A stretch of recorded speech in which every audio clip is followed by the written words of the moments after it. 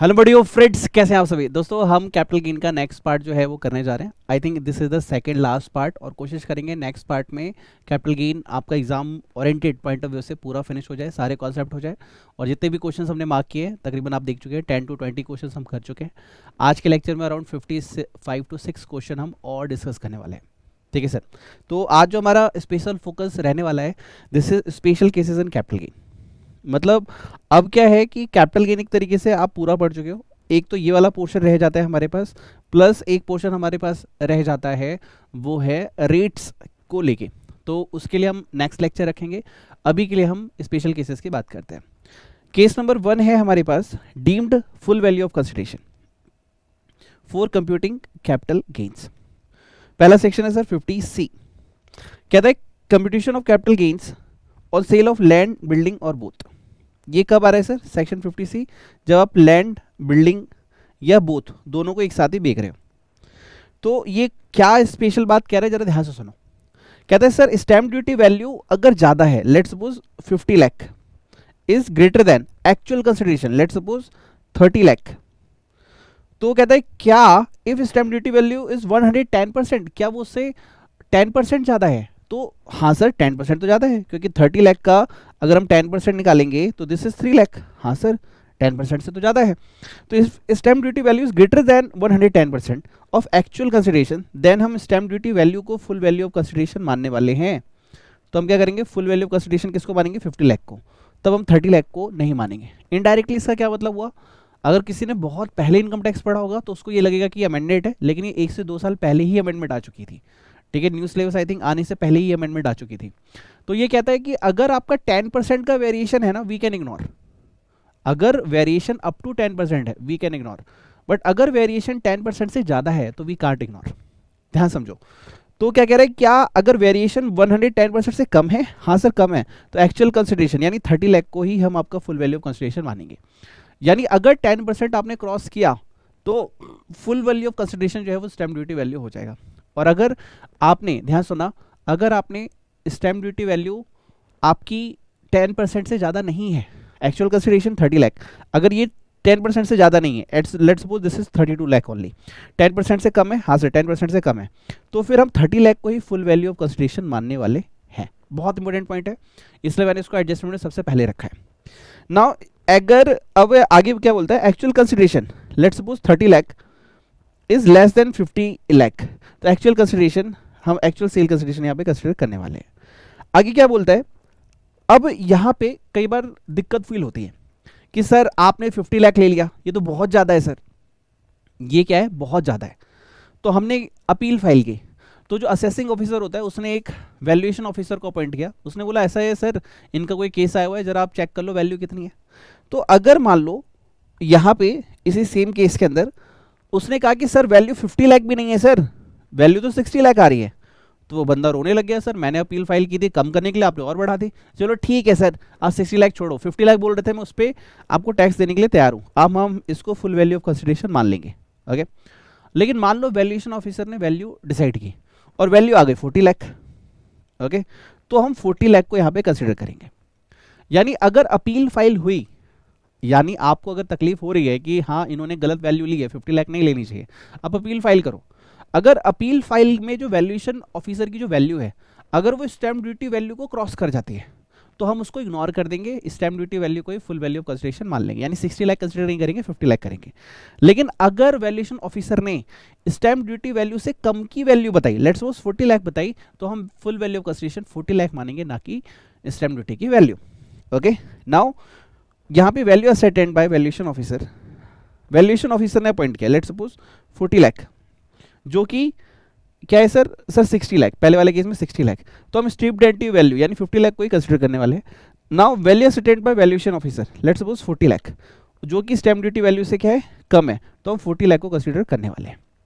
ज़्यादा बताओगे तो स्टैम्प ड्यूटी वैल्यू भी मानेंगे, कम बताओगे तो कम वाले को कंसीडर कर लेंगे। नाउ यहाँ पे लिखा है, ये भी एक अमेंडमेंट आई थी, पहली अमेंडमेंट वो आई थी 110% वाली।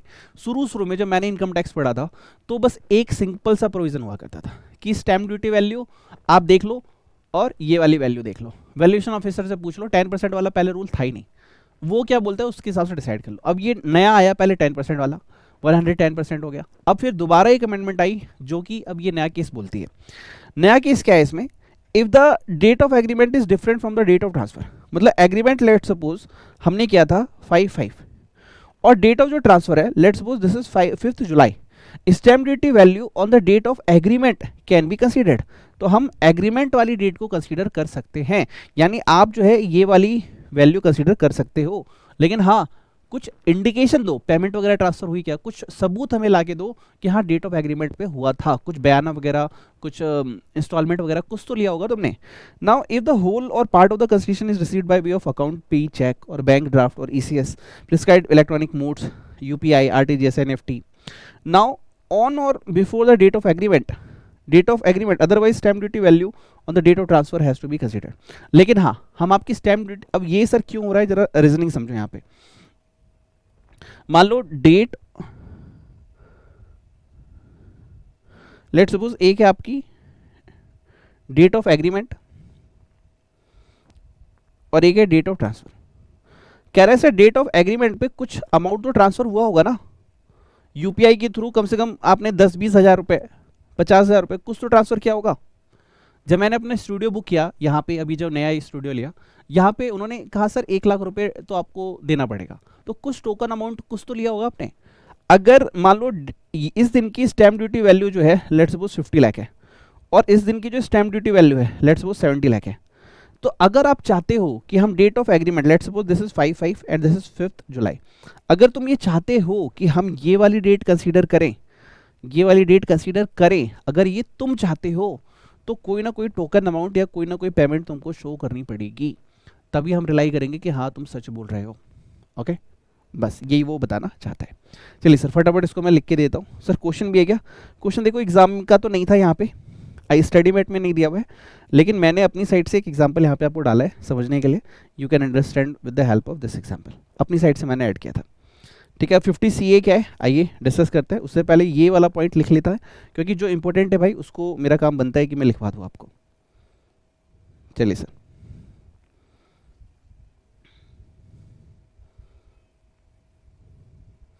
लिखे section 50C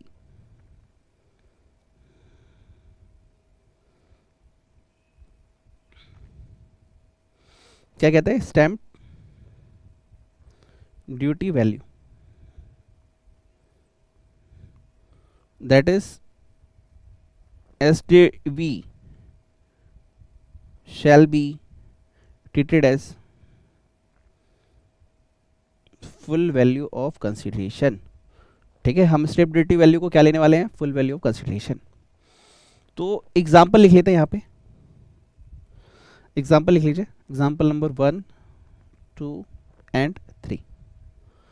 let suppose cell proceed, यहाँ पे है 1 लाख ले लो आप, यहाँ पे 1 लाख, यहाँ पे भी 1 लाख ले लो, यहाँ पे भी 1 लाख ले लो। ठीक है, यहाँ पे stamp duty value let suppose है 107,000, यहाँ पे है 1,12,000, यहाँ पे है 1,10,000। तो इन केस में हमारी फुल वैल्यू ऑफ कंसिडरेशन क्या होगी? फुल वैल्यू ऑफ कंसिडरेशन क्या होगी? तो हमें चेक करना है 110% का डिफरेंस। क्या 10% का डिफरेंस है? सर नहीं, 10% का डिफरेंस नहीं है तो तुम्हारी सेल प्रोसीड ही, ठीक है, तुम्हारी सेल प्रोसीडिंग ही फुल वैल्यू ऑफ कंसिडरेशन मानी जाएगी। यानी यहाँ पे जो फुल वैल्यू कंसिडरेशन है वो 1,10,000 होगा, सॉरी 1 लाख होगा, ओनली 1 लाख ही होगा।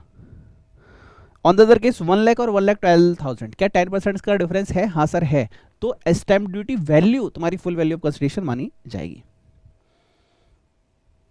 ठीक है, अब अगला वाला आपसे पूछता है सर 1 लाख और 1,10,000, क्या 10% का डिफरेंस है? हाँ है, but here I am not talking about 10% different. हम कह रहे हैं क्या 10% के डिफरेंस से ज्यादा है? अगर 1 रुपए भी ज्यादा हुआ तो स्टैम्प ड्यूटी वैल्यू कंसीडर करेंगे, लेकिन यहाँ पे एग्जैक्टली 10% है तो हम लोग यहाँ पे सिर्फ 1 लाख ही कंसीडर करने वाले हैं। Okay, I hope clear on my side. तो गुरु दक्षिणा ले लेता हूँ, तुम्हें बहुत प्यारा टॉपिक समझा है। वीडियो को लाइक नहीं किया तो लाइक करना, चैनल को सब्सक्राइब नहीं किया तो सब्सक्राइब कर लेना।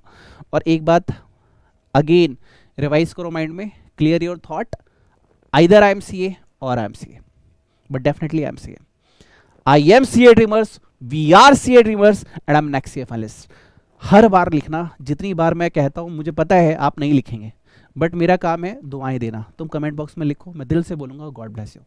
जब जब ये गॉड ब्लेस यू काम करेगा ना, इसका लॉजिक मैं हर वीडियो में इस बार समझाता हूँ, इसलिए समझाता हूँ ताकि तुम्हें समझ में आए।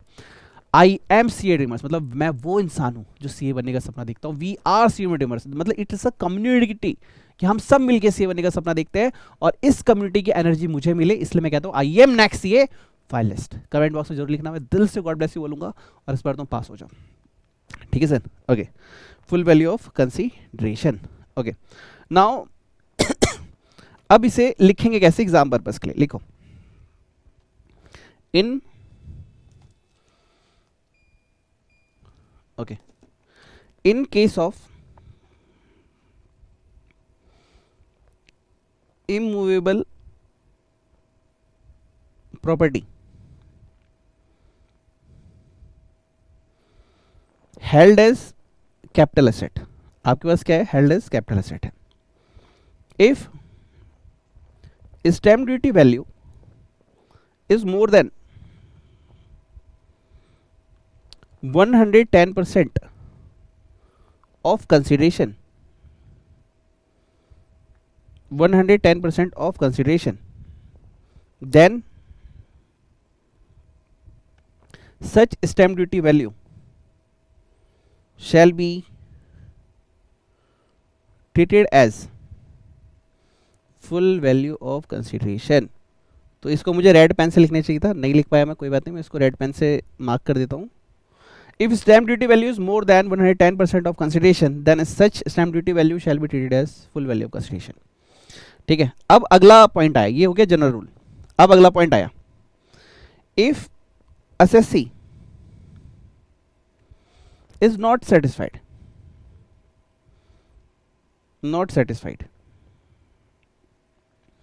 with stamp duty value and he thinks, और उसे क्या लगता है, he thinks that stamp duty value is more than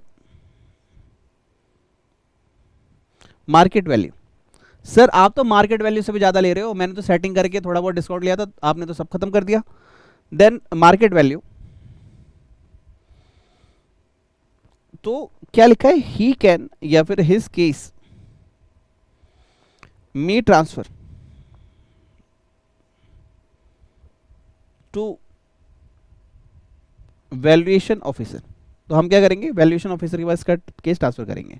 bye कौन करेगा, एओ, असेसिंग ऑफिसर। असेसिंग ऑफिसर क्या करेगा, इस केस को ट्रांसफर कर देगा एओ के पास। अब एओ देखो क्या डिसाइड करता है। नाउ अब ध्यान सुनना, if value determined by valuation officer is less than stamp duty value, if value determined by valuation officer is less than stamp duty value, then value thus determined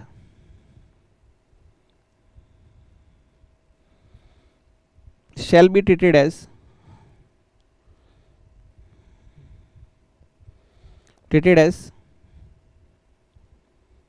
full value of consideration. लेकिन अगर उसने value ज्यादा बता दी तो हम stamp duty value को ही full value of consideration मानेंगे। If value is more than stamp duty value, तो वैल्यू तो फिर आप लिखोगे value of valuation officer shall be ignored, तो हम उसकी वैल्यू को इग्नोर कर देंगे। इग्नोर्ड, सर आप कई बार लिखते हो लगता है अंग्रेज है, हाँ भाई इसलिए मैं ना बार बार इरेज करता हूँ कि ज़्यादा दिक्कत ना हो। इग्नोर्ड, ठीक है। तो stamp duty value shall be treated as full value of consideration। if value is more than stamp duty value, तो value of valuation officer shall be ignore, stamp duty value shall be treated as full value of consideration. तो इस पर हमने notes लिख लिया है। ठीक है सर, ओके। अब आगे बढ़ते हैं और हम आते हैं 50 CA के पास। सर ये कौन सा CA है सर? ये 50 का भाई है भाई, 50C का भाई 50CA। क्या कह रहे हैं? Fair market value will be deemed to be the full value of consideration in case of transfer of unlisted share in certain cases. मतलब जो अनलिस्टेड शेयर हैं कुछ केसेस के अंदर फेयर मार्केट वैल्यू को हम क्या मान लेंगे? Full value of consideration. Full value of consideration कुछ केसेस के अंदर जहां पे ट्रांसफर हो रहा है, कहां पे किसका ट्रांसफर हो रहा है? अनलिस्टेड शेयर का। क्या कंडीशन है? If consideration received as or accruing as a result of transfer of unquoted share, यानी अनलिस्टेड शेयर। क्या हो रहा है सर? अनलिस्टेड शेयर क्या हो रहे हैं? कंसिडरेशन रिसीव्ड, आपको पैसे मिले, accruing as a result of transfer of unlisted share. अब यहां पे दिक्कत क्या है कि अनलिस्टेड शेयर की वैल्यू तो कोई बता ही नहीं सकता ना। सर हम मेरे शेयर की वैल्यू तो 5 लाख है, मैं कैसे मान लूं? तुम बता रहे हो। क्या ये स्टॉक लिस्टेड है? नहीं। क्या ये शेयर लिस्टेड है? नहीं। अनलिस्टेड है ना? हाँ। नाउ अब less than fair market value of such share determined in the prescribed manner, और आप कह रहे हो कि मुझे मिले हैं sir 4 lakh, fair market value is less than, और फेयर मार्केट वैल्यू कितनी थी सर? 5 लाख एग्ज्यूम। तो डीम्ड सेल कंसिडरेशन, मतलब तुम वैल्यू बता रहे हो फेयर मार्केट वैल्यू से भी कम। दिक्कत क्या है कि तुम जो वैल्यू बता रहे हो अनलिस्टेड शेयर की, ट्रांसफर की, वो मार्केट शेयर से भी कम बता रहे हो। मतलब मार्केट की जो वैल्यू, मार्केट की वैल्यू कितनी है? 5 लाख, तुम कितना बता रहे हो? 4 लाख। तो यहां पे fair market value of such share determined in the prescribed manner would be treated as the full value of consideration. तो हम फेयर मार्केट वैल्यू को ही क्या मान लेंगे? Full value of consideration. बस ये इतना सा कहता था। यानी इनडायरेक्टली मैं दोबारा से रिपीट करता हूँ, मैं इसको लिखने वाला नहीं हूँ, इसलिए मैं कहता हूँ आपके पास बुक होना बहुत जरूरी है। बुक नहीं है तो डेफिनेटली बाय कर लेना व्हाट्सएप पे 9354719404 पे, ठीक है। तो ये क्या कह रहे हैं? ये कह रहे हैं कि अगर तुम अनलिस्टेड शेयर ट्रांसफर कर रहे हो और अगर तुमने वैल्यू ज़्यादा बताई, लेट्स सपोज 7 लाख बताई और मार्केट वैल्यू 5 लाख, तो हमें कोई दिक्कत ही नहीं है। तुम वैल्यू बता रहे हो मार्केट से भी कम, तुम बोल रहे हो 4 लाख और वैल्यू है 5 लाख, तो हम कह रहे हैं भाई हम फुल वैल्यू किसको मानेंगे? हम फुल वैल्यू ऑफ कंसिडरेशन मानेंगे फेयर मार्केट वैल्यू को। तथास्तु जी, खत्म हो गया। ओके सर, अब आते हैं, ये हमने किसकी बात की? 50C की। अब हम बात कर रहे हैं 50CA हो गया, अब 50D की बात करते हैं। 50D क्या है? Fair market value deemed to be the full value of consideration. हम सर फेयर मार्केट वैल्यू को फुल वैल्यू ऑफ कंसिडरेशन मान लेंगे, यानी हमारी जो फेयर मार्केट वैल्यू होगी equals to full value of consideration होगी। कब? Where the consideration received or accruing as a result of the transfer of a capital asset by an assessee not ascertainable. मतलब कितने की ट्रांसफर हुई आपको पता ही नहीं है, या फिर आप बता ही नहीं पा रहे, या आप कैलकुलेट ही नहीं कर पा रहे। यानी तुमने असेट बेच दी और तुम्हें यही नहीं पता कितने की बिकी। नहीं समझे आप? आपने असेट ट्रांसफर की और आपको यही नहीं पता सर कितने की, तो कोई बात नहीं, don't worry, can not be determined. Sir हम पता ही नहीं लगा पा रहे, कोई बात नहीं। आपको नहीं बताना फुल वैल्यू ऑफ कंसिडरेशन, नहीं पता, कोई बात नहीं। तो fair market value of the said asset on the due date transfer would be deemed as the full value of consideration. तो हम फेयर मार्केट वैल्यू को आपकी फुल वैल्यू ऑफ कंसिडरेशन मान लेंगे, ठीक है। ये दोनों जो है ये बच्चे वाले पॉइंट है, एग्जाम में आने के चांसेस बहुत कम है। इनडायरेक्टली तुम्हें क्या याद रखना है? अनलिस्टेड शेयर में अगर वैल्यू तुम कम बता रहे हो फेयर मार्केट वैल्यू से, तो fair market value full value of consideration हो जाएगी। बाकी अगर कोई ट्रांसफर हुआ है और उसमें तुम वैल्यू ही डिटरमाइन नहीं कर पा रहे, तो फेयर मार्केट वैल्यू को हम फुल वैल्यू ऑफ कंसिडरेशन ले लेते हैं। ऊपर वाला क्या कहता है, एक बार रिवाइज कर लेते हैं। 50C, हाँ 50C पे स्टार लगा सकते हो, इसलिए मैंने 50C नोट्स में लिखवा भी दिया। वो ये कहता है भाई सेल ऑफ लैंड और बिल्डिंग और बोथ कर रहे हो, तुम कह रहे हो 30 लाख, स्टैम्प ड्यूटी वैल्यू कह रही है 50 लाख, तो वी विल कंसीडर 50 लाख, क्योंकि डिफरेंस जो है वो 10% से ज़्यादा है। 10% नहीं, 10% से ज़्यादा। Okay, now the second question sir मैंने अपील फाइल कर दी, किसको की? Sir assessing officer. Assessing officer ने दे दिया वैल्यूएशन ऑफिसर। वैल्यूएशन ऑफिसर कह रहे हैं सर 70 लाख, तो भैया हम 70 लाख नहीं लेंगे, हम 50 लाख लेंगे। सर असेसिंग ऑफिसर बोल रहा है 40 लाख, तो हम 40 लाख लेंगे, 50 लाख नहीं लेंगे। This is the case. फिर उन्होंने लास्ट एक पॉइंट ऐड कर दिया कि भैया अगर तुम चाहते हो डेट ऑफ एग्रीमेंट वाली डेट अगर लेनी है तो कुछ कंसिडरेशन तुम्हें दिखाना पड़ेगा कि कुछ तो ऑनलाइन में ट्रांजेक्शन होगा, टोकन अमाउंट वगैरह वो चाहिए। ओके, नाउ 50C है 50D। अब हमारे पास एक इंपॉर्टेंट टॉपिक आता है, एडवांस मनी फॉरफिटेड।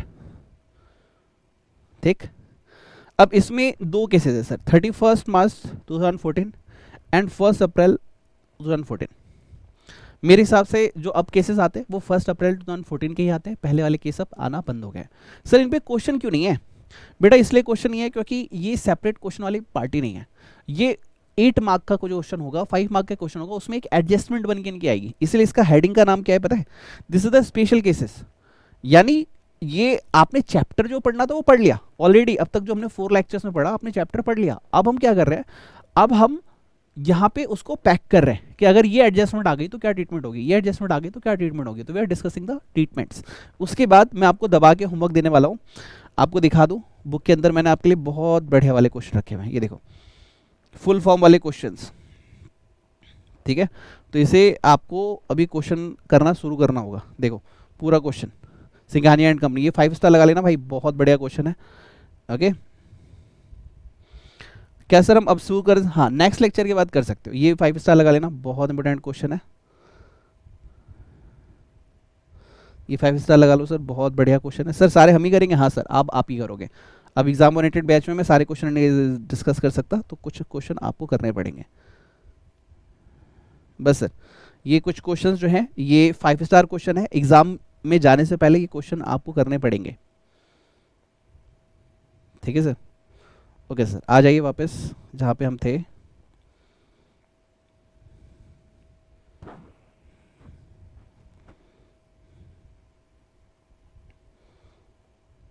ठीक है sir, sir we are talking here about advance money received. Sir what is advance money received?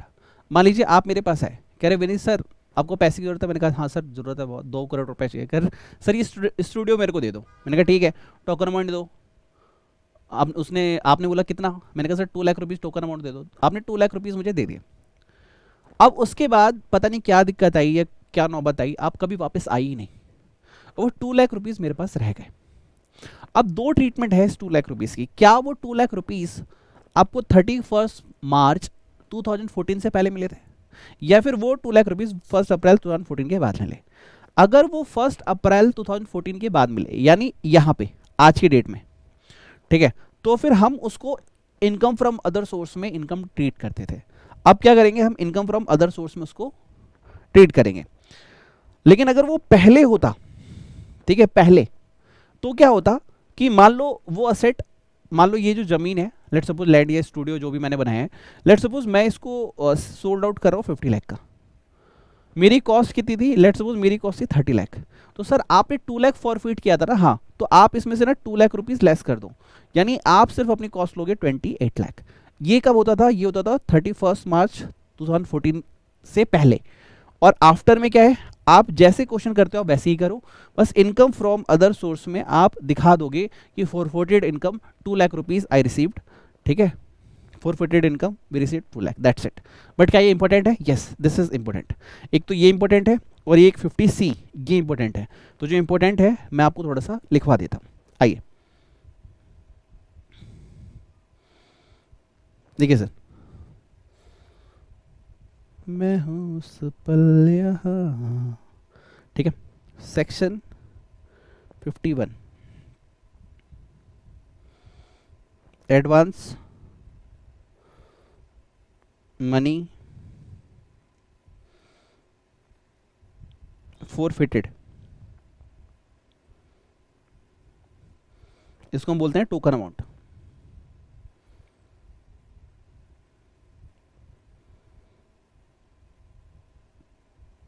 Token amount, तो इसमें एक है sir section 56 2 and clause 9।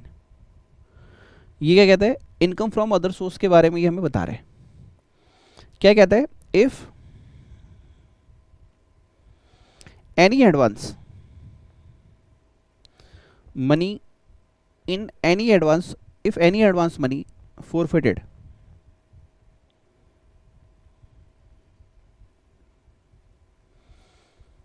first April 14, then it's then it should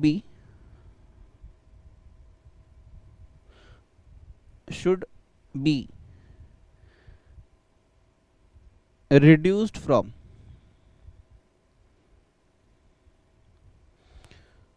cost of asset,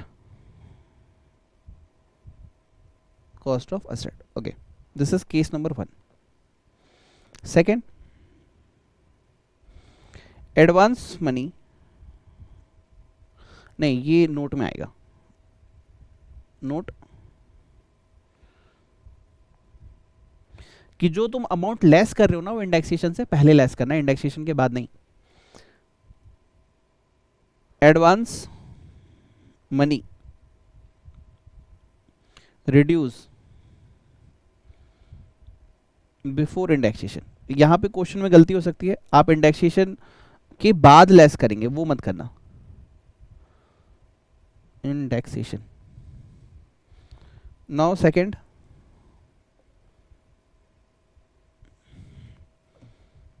advance money forfeited,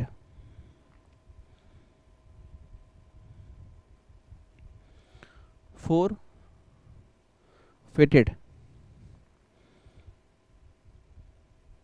by previous owner shall not be reduced। ये sir एक बहुत important point है, यहां पे एग्जाम में गलतियां हो जाती है। अब मान लो इसमें आपके पास ना दो कहानी आ गई, एक आपने भी किसी और से लिया था, आपने किसी और से लिया था, उसने भी फोरफिटेड अमाउंट, मतलब उसने भी अमाउंट किसी टोकन अमाउंट लेके एडजस्ट किया था।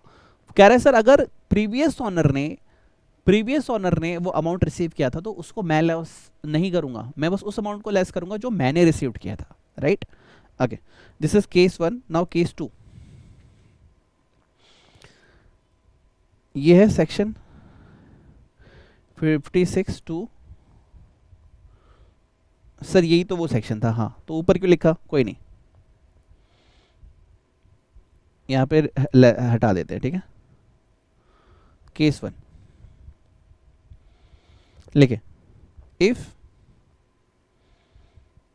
एनी एडवांस मनी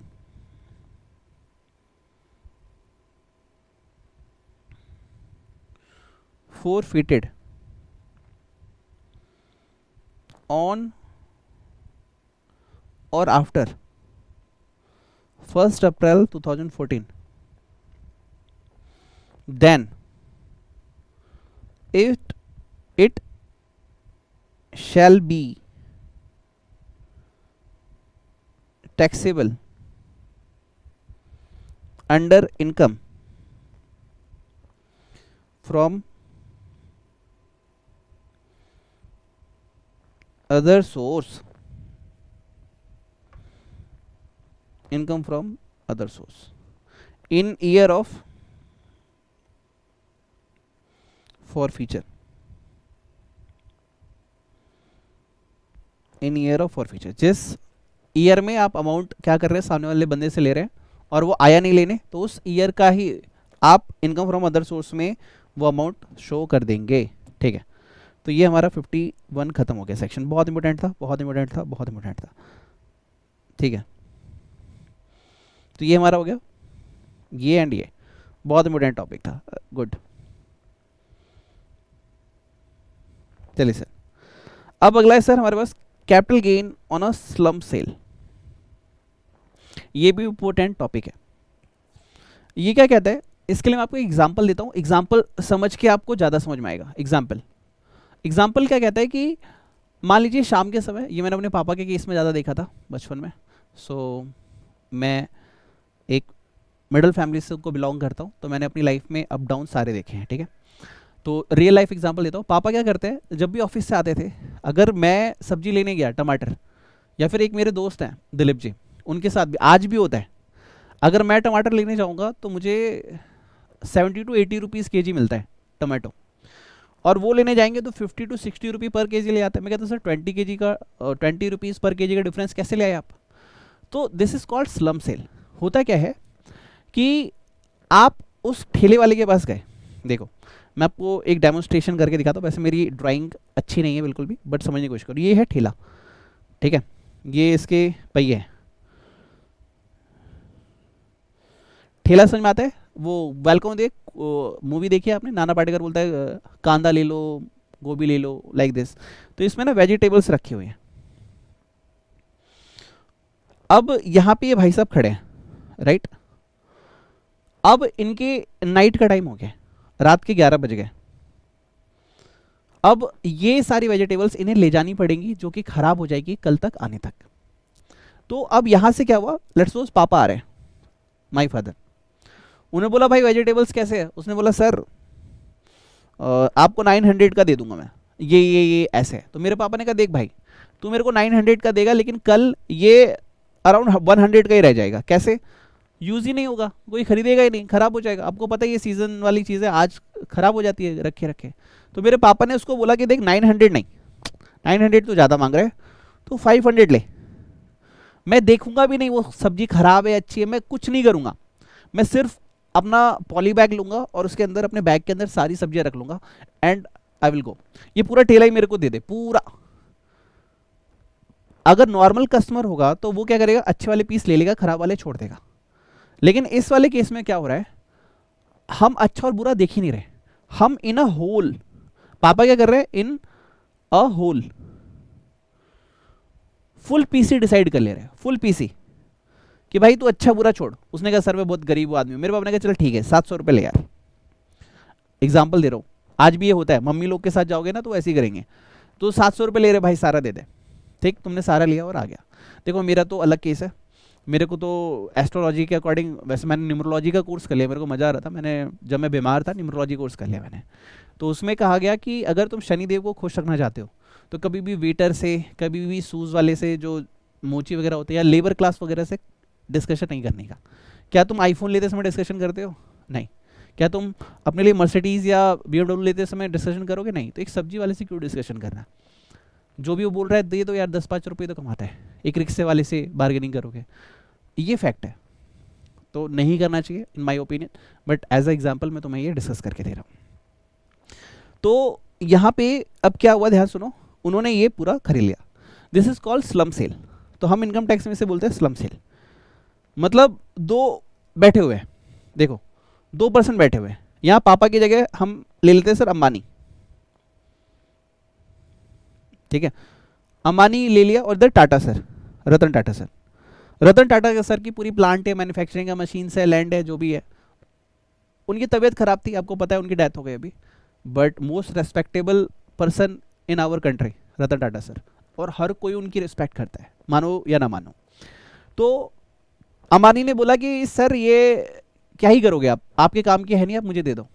तो रतन टाटा सर ने कहा ठीक है, तुम ना मेरे को 2000 करोड़ दे दो। तो अंबानी ने कहा कि, अंबानी जी ने कहा कि भाई 2000 करोड़ मांग रहे हो, ऐसा करो 1500 करोड़ में सेटल करो।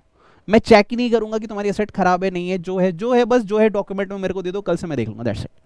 This is called slump sale. यहाँ पे हम अच्छा बुरा सही गलत नहीं देखते, बस उठा लेते हैं, जस्ट पिकिंग एंड कैरी, बस उठाए और चल दिया, हम यहाँ डिस्कशन नहीं करते, ठीक है। मतलब नो मोल भाव, एक वर्ड होता है मोल भाव, no bargaining, just pick drop and rest. तो इसको मैं अभी आपको डिस्कस करके दूंगा, इसके लिए पहले मैं आपको ये लिखवा दूं, स्लम सेल का टॉपिक लिखवा दूं, उसके बाद आगे बात करेंगे। एक सेकेंड, मैंने इसके लिए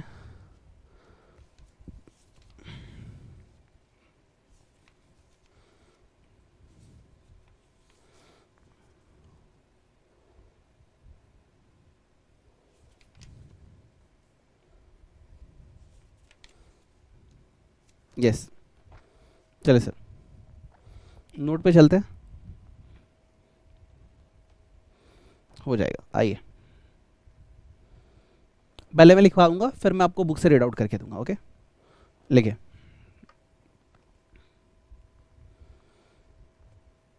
section 50B, slump sale of a business.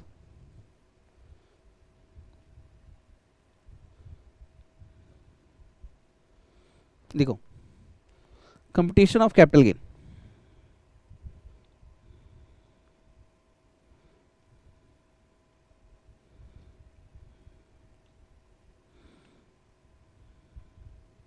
ठीक है, कंपटीशन ऑफ कैपिटल गेन। तो आप फुल वैल्यू ऑफ कंसिडरेशन कैसे डिसाइड करोगे? First, fair market value as per rule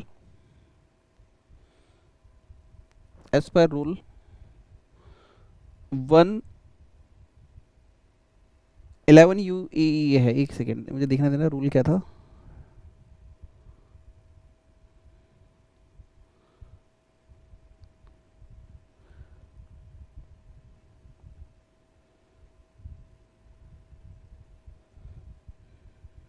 ठीक है, तो एज पर, आप यहाँ लिखो as per rule,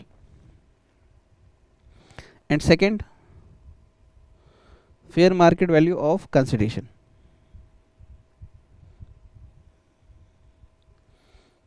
consideration received, तो विच एवर जो हायर होगा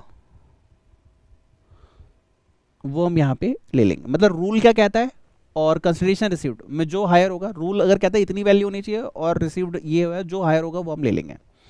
नाउ लेस करेंगे हम transfer expense,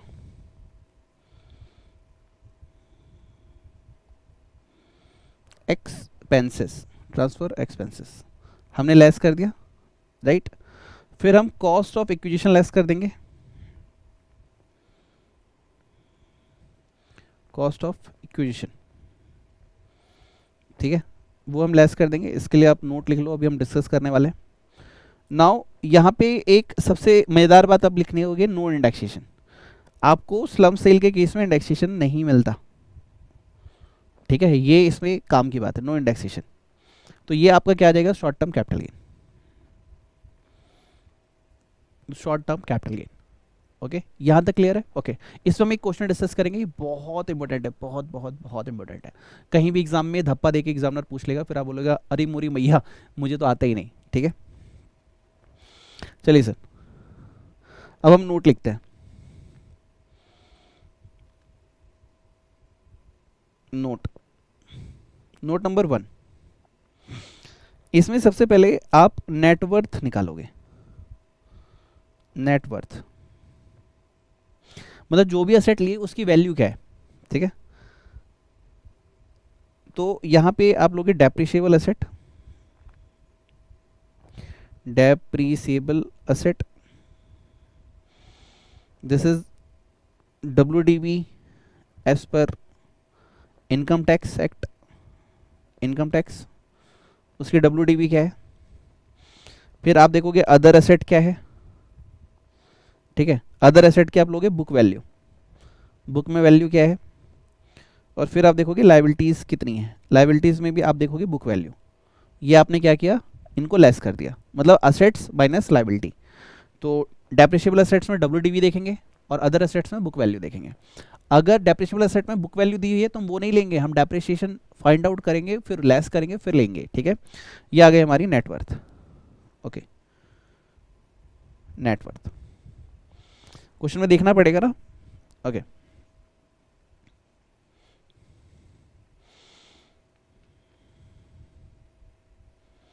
now note number 2 लिखो,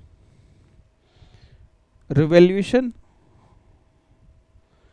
of asset shall be ignored. वो सब्जी वो वाला बोलता है कि भाई सब्जी जो है ना मेरी तो कल अच्छी बिक जाएगी। अरे भाई तेरी रिवोल्यूशन नहीं चाहिए, जो है आज की बात कर, अभी की बात कर, अभी क्या है, अभी जो है वो है। Okay, now third, indexation benefit not available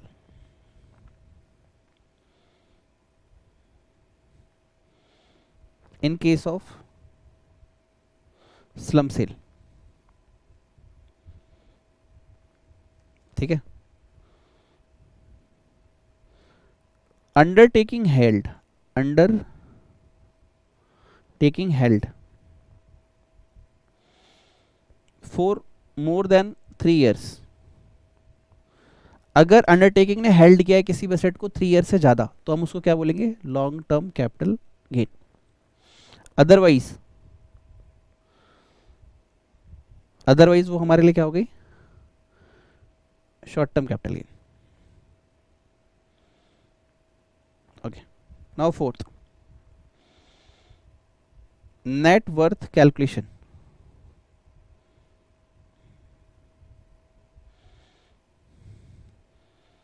value of self generated asset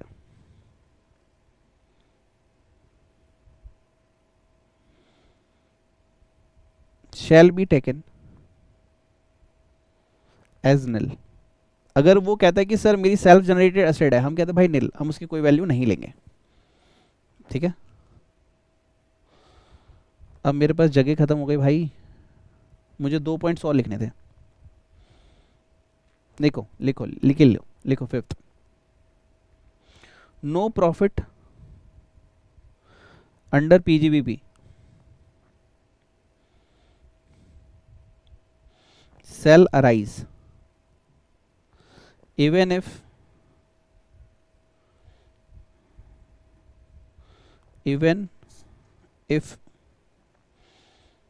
stock is transferred under slump sale।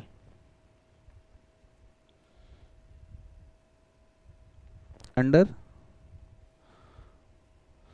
Slump sale मतलब कि तुम्हें स्टॉक, तुमने उसको उठा लिया, तुम्हें फायदा हो गया, बट वो जो स्टॉक तुमने उठाया है बेशक फायदे पे उठाया है, राइट, लेकिन हम उसे पीजीबीपी इनकम नहीं मानेंगे, वो कैपिटल गेन का पार्ट रहेगा। नाउ 6 लिखिए, for calculation of net worth value of asset on which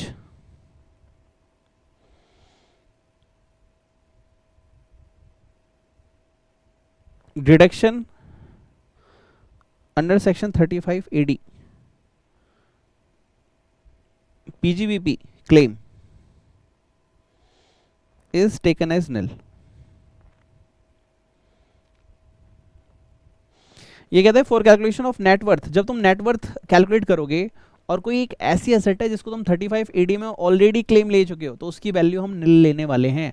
सिर्फ 35 एडी क्या है, ये पीजीबीपी का टॉपिक है, हम कैपिटल गेन के बाद पीजीबीपी पे डायरेक्ट जंप करेंगे, तो वहाँ पे मैं आपको बताऊंगा 35 एडी के बारे में।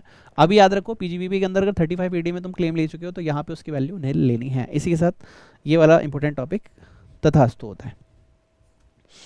Now any profit and gain arising from some sale in the previous year shall be chargeable to income tax as capital gain arising from transfer of capital assets shall be deemed to be the income of the previous year in which transfer took place। Okay, where the undertaking being transferred under the slump sale held for more than 36 months result in the gain in the long term।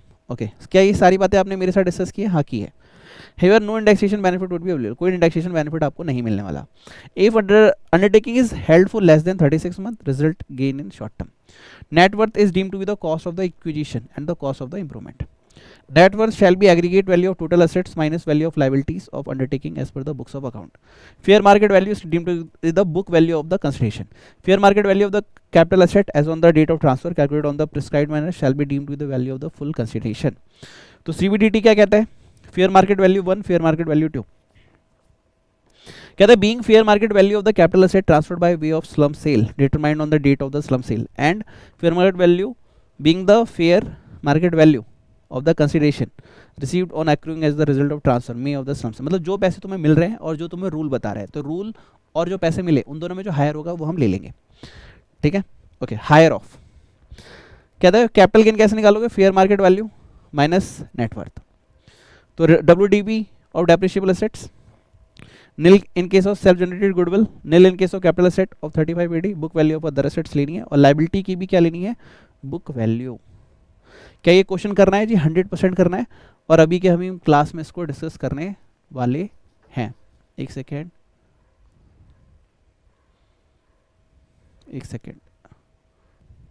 चलिए sir question करते हैं, बहुत important question है, 5 star question है।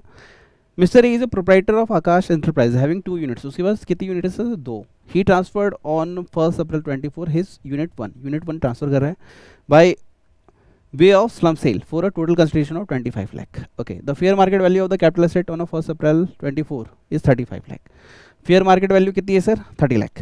Unit 1 was started in the 2005-6, तो 2005-6 से 2024 obviously क्या हो गया? लॉन्ग टर्म हो जाएगा। The expense incurred for the transfer were 28,000, तो एक्सपेंसेस को हम क्या कर देते हैं? लेस कर देते हैं। His balance sheet on 31 March. Now लिखा है सर ऑन कैपिटल, खुद की कैपिटल है सर 15 लाख रुपए। Revolution reserve for land of unit, क्या रिवोल्यूशन रिजर्व लेते हैं? तो revolution of asset shall be ignored, हम रिवोल्यूशन रिजर्व नहीं लेते हैं, मतलब रिवोल्यूशन का वैल्यू नहीं लेते। रिवोल्यूशन रिजर्व क्या होता है, हमने वैल्यू बढ़ाई, मतलब 50 लाख के सेट को 60 लाख का दिखाया, जो 10 लाख बढ़ा वो हम कैपिटल में रिवोल्यूशन रिजर्व बढ़ा दिया, इसका मतलब ये होता है। बैंक लोन 70% ले रखा है हमने यूनिट 1 के लिए 2 लाख का। Trade creditors are 25% of unit 1 is, trade creditors कितना है सर, 150 का 25% और 2 लाख का 70% लोन है यहाँ के लिए, यानी ये कितना हो गया सर 1,40,000 एंड इसका 25% ट्रेड क्रेडिटर हो गया। ओके, आगे इसने कहा यूनिट 1 की लैंड जो है वो 12 लाख है, मशीनरी 3 लाख है और डेप्टर्स 1 लाख है, उसके बाद अदर एसेट्स 150। हमें अगर कोई डेप्रिशिएशन होगा तो लेस करना होगा, याद रखना इस बात को। Now revolution reserve is created for revising upward the value of land of unit 1। तो लैंड को, लैंड की वजह से, ध्यान सुनो, लैंड की वजह से रिवोल्यूशन रिजर्व क्रिएट हुआ, कितना हुआ सर 3 लाख, और लैंड कितनी है सर 12 लाख। तो रिवोल्यूशन रिजर्व अगर सिर्फ लैंड से हुआ है तो हमें उससे लेस करना पड़ेगा, right. No individual value of any asset is considered in the transfer rate, कोई इंडिविजुअल वैल्यू हमने नहीं ली है। Other asset of unit 1 and including the patent, patent other assets में 50,000 का पेटेंट है, तो अदर एसेट में 50,000 का पेटेंट है, तो हम इसमें से लेस करेंगे पेटेंट 50,000, राइट। इसके बाद इन्होंने कहा on which no depreciation has been charge the value of machinery represent the WDB, तो WDB ही रिप्रेजेंट हो रही है तो हम वही लेंगे, अगर डेप्रिसिएशन होता तो हम वो लेते। तो फुल वैल्यू कितनी है सर यूनिट 1 की, इन्होंने बताया था स्लम सेल फॉर टोटल का 25 lakh and fair market value is unit 1, fair market value is 30 lakh, तो whichever is higher 25 lakh और 30 lakh, whichever is higher 30 lakh हमने कंसिडर कर लिया। Expensive transfer is 28,000। Net worth कैसे आई जरा चेक कर लेते हैं। लैंड में से 3 लाख हमने हटा दिया रिवोल्यूशन के, machinery exact value, debtor, patent, patent की वैल्यू हम लेंगे क्या, डेप्टर्स 1 लाख। नाउ इन्होंने क्या बोला, ध्यान सुना, WDB ऑफ द पेटेंट, उन्होंने बोला था गुडविल जो है उस, अगर वो सेल्फ जनरेटेड है तो हम नहीं लेंगे, पेटेंट सेल्फ जनरेटेड नहीं होता, पेटेंट लेना पड़ता है। लेट्स सपोज मैं आपको बुक दे रहा हूँ, उस पर पेटेंट कराना पड़ता है, कोई उसे कॉपी ना कर ले, राइट। तो कहते सर पेटेंट पे, पेटेंट इंटेंजिबल एसेट है और इंटेंजिबल एसेट्स के बारे में तुम PGBP के बारे में पढ़ोगे कि इंटेंजिबल एसेट्स पे रेट ऑफ डेप्रिसिएशन होता है 25%, ठीक है, ये वहाँ पे सीखोगे। अभी के लिए याद रखो हमने 25% का रेट लगाया, तो 25% हमने लेस किया 22, 23, ठीक है। फिर हमने अगेन जो बचा उस पर डेप्रिसिएशन लेस किया तो बैलेंस आ गया 28,125। Since the unit is held for 36 month, capital gain arising भी लॉन्ग टर्म।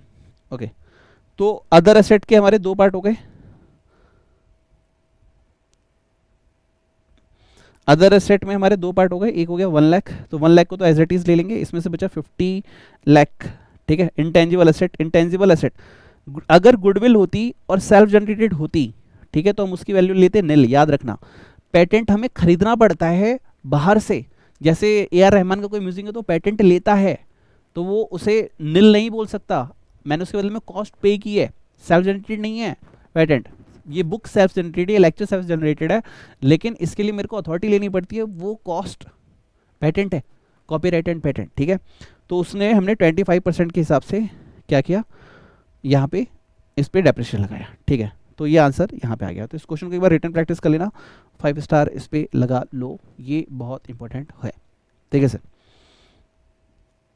सर अगला है सर कॉस्ट ऑफ इंप्रूवमेंट्स के बारे में बताइए, cost of improvement. Okay sir, किसकी क्या कॉस्ट लेनी है उसके बारे में यहाँ पे बताया गया है, ठीक है सर। क्या क्या बताया गया है, आइए सुनते हैं। गुडविल है या अदर इंटेलिजिबल एसेट है और business, right to manufacturing. Right to manufacturing क्या होता है कि भाई मैं तुम्हें अपना राइट दे रहा हूँ कि तुम मैन्युफैक्चरिंग कर सकते हो, क्यों, क्योंकि उसके पास राइट नहीं है, तो मैं अपना राइट दे रहा हूँ कि हाँ मेरे भी यहाँ पे तुम मैन्युफैक्चरिंग कर लो। प्रोड्यूस और प्रोसेस एनी आर्टिकल और थिंग, आप कोई भी आर्टिकल जो है प्रोसेस कर सकते हो। लेट सपोज तुम्हारे पास काम ही नहीं है और तुम्हें 1 लाख यूनिट अलाउ था, तुमने 1 लाख यूनिट यूज़ कर लिया, मैंने सिर्फ 50,000 यूज़ किया, मेरे पास 50,000 का और प्रोडक्शन का काम है, तो तुमने कहा भाई तो वो 50,000 यूनिट्स मुझे भेज दो, ये उसकी बात हो रही है। Right to carry on any business और प्रोफेशन एनी अदर राइट, तो कॉस्ट ऑफ इंप्रूवमेंट अगर इसकी है तो हम इसकी कॉस्ट ऑफ इंप्रूवमेंट निल लेंगे। सर मैंने इस पर कॉस्ट ऑफ इंप्रूवमेंट, सर हम इसकी कॉस्ट ऑफ इंप्रूवमेंट को निल लेते हैं। Whether the capital asset become the property of the previous owner of the assessee before 1 अप्रैल 2001, तो कोई भी एक्सपेंडिचर कॉस्ट ऑफ इंप्रूवमेंट अगर वो 1 अप्रैल 2001 से पहले का है तो उसको हम क्या नहीं लेते हैं, all expenditure of a capital asset incurred in making any additional alteration to the capital asset on or after 1st April 2001 by the previous owner or the assessee. ठीक है, आगे कहते हैं in relation of other capital asset, कोई दूसरी capital asset है तो क्या करेंगे, तो कहते हैं all capital expenditure in making addition और अल्टरेशन और capital asset by the assessee after it becomes his property the previous owner in case where the assessee acquired the property by modes specified in 49(1). Don't worry, मैं इसके बारे में आपको लिखवा दूंगा, वैसे तो आपने पढ़ ही रखा है। कह रहे हैं सर कैपिटल एक्सपेंडिचर क्या है, एक है सर ये एक वर्ड है इसमें, प्रीवियस ओनर कौन होता है। लेट्स सपोज मेरे पापा हैं, पापा के पास एक घर था, अब पापा ने वो घर मुझे दे दिया और अब उस घर में मैं अपना ऑफिस चला रहा हूं, तो पापा की कॉस्ट की बात हो रही है, मैंने तो उसके बदले में कुछ पे नहीं किया, तो पापा की कॉस्ट मेरी कॉस्ट होगी। पापा ने उस पर 2-3 फ्लोर बनाए, तो क्या तुम ये कहोगे कि उस पर फ्लोर ही नहीं है, फ्लोर तो है वहां पे, this is called cost of improvement, ये उसी के बारे में गाइड कर रहा है आपको, राइट। चलिए अभी मैं देख लेता हूँ और क्या बताना है। हाँ, special provision to non resident, right. चलिए अब इसके बारे में मैं नोट्स लिखवा देता हूँ, इसके बारे में मैं आपको नोट्स लिखवा देता हूँ, फटाफट हो जाएगा। आइए सर,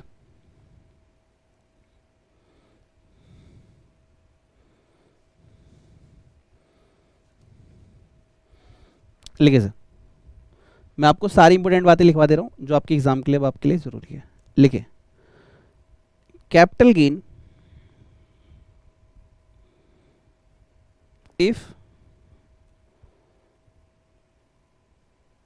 कंसिडरेशन नॉट डिटरमिनेबल, अगर आप डिटरमिनेबल, अगर आप नहीं निकाल पा रहे, क्या नहीं निकाल पा रहे, capital gain if consideration is not determinable. आप कैपिटल गेन कैसे निकालोगे अगर आपको कंसिडरेशन का पता ही नहीं चल रहा, तो full value of consideration equals to fair market value of asset transferred.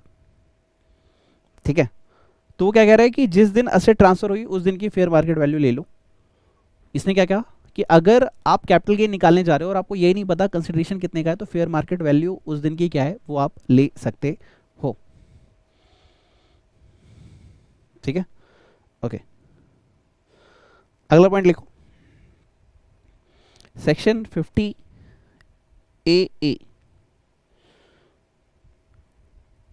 Capital gain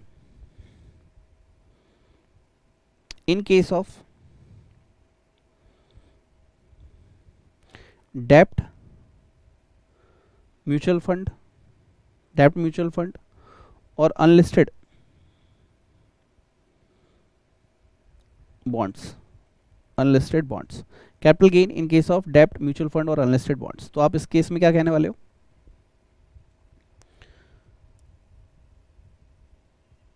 unit of specified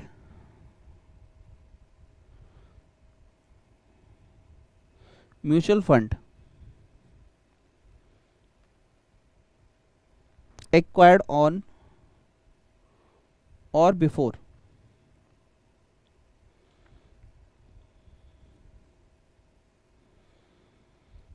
1st April 2023 और मार्केट लिंक्ड डिवेंचर और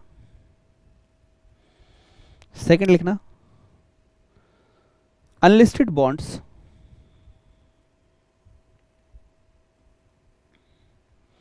और unlisted debentures which is transferred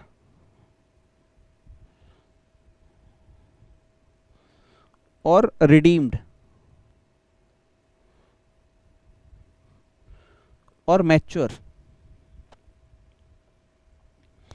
on or after 23rd July 2024। The capital gain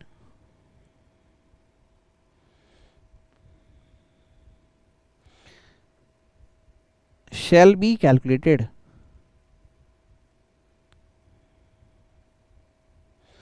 कह रहे the capital gain shall be calculated. आप capital gain कैसे calculate करोगे, आपको वो बताया जा रहा है। कैसे करोगे सर? पहले हमें समझ में नहीं आया सर, पहले ये समझा तो दो, फिर कैपिटल गेन बताना। ओके, कह रहे कैपिटल गेन केस हम डेप्ट म्यूचुअल फंड की बात कर रहे हैं, या फिर अनलिस्टेड बॉन्ड्स की बात कर रहे हैं, या फिर मार्केट लिंक्ड डिवेंचर्स की बात कर रहे हैं। क्या कहता है? Unit of specified mutual funds. हम उस यूनिट की बात कर रहे हैं जो स्पेसिफाइड म्यूचुअल फंड है। कैसा म्यूचुअल फंड है? स्पेसिफाइड। एक्वायर ऑन, आपने ले रखा है 1 अप्रैल 2023 से पहले, या फिर आपके पास है मार्केट लिंक्ड डिवेंचर्स। कौन से डिवेंचर्स है? Market linked. ओके, या फिर अनलिस्टेड बॉन्ड्स है आपके पास। Okay, on an unlisted debentures which is transfer, जो कि आप ट्रांसफर कर रहे हो या फिर रिडीम कर रहे हो या फिर मैच्योर हो गए हैं ऑन और आफ्टर 23 जुलाई 2024। क्या एग्जाम में आने के चांसेस है? बहुत लेस। तो मैं इसको दूंगा ओनली 1 स्टार। नया है, एग्जाम में पूछा नहीं गया है, बट 1 स्टार दूंगा, 5 स्टार नहीं दूंगा। हाँ, आपने जो 50C पढ़ा था और वो एडवांस फॉर फ्यूचर, ये और जो स्लम सेल पढ़ा था, ये हाई लेवल वाले थे जो एग्जाम में कभी भी पूछे जा सकते हैं। ये वाले लीस्ट इंपॉर्टेंट है, but I am guiding you. Okay, लिखो कंप्यूटेशन ऑफ कैपिटल गेन। पहली बात तो यहां लिख लो, it is always short term capital gain. पहली चीज तो यही रख लेना दिमाग में कि भैया ये always short term capital gain होंगे। अब लिखो कंप्यूटेशन ऑफ कैपिटल गेन। अगर क्वेश्चन आ गया इसका तो कैसे करने वाले हो आप? लेस करो ट्रांसफर एक्सपेंस,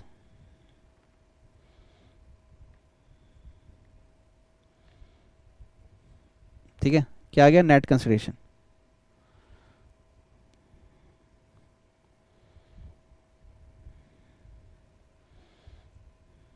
फिर लेस करो कॉस्ट ऑफ एक्विजिशन। आपने कितने का लिया था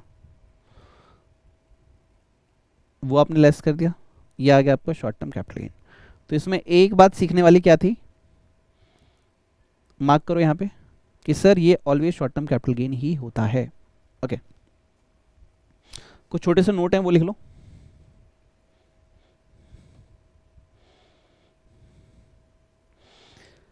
पहले लिखो always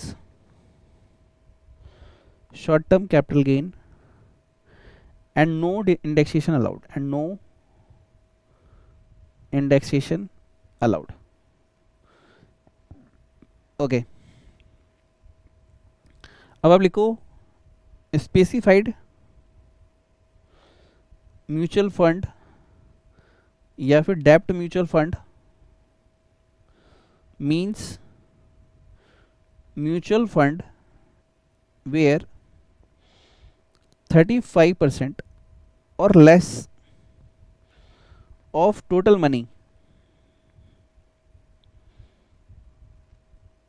is invested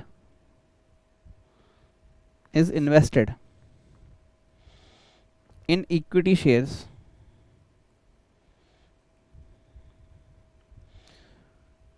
of domestic company।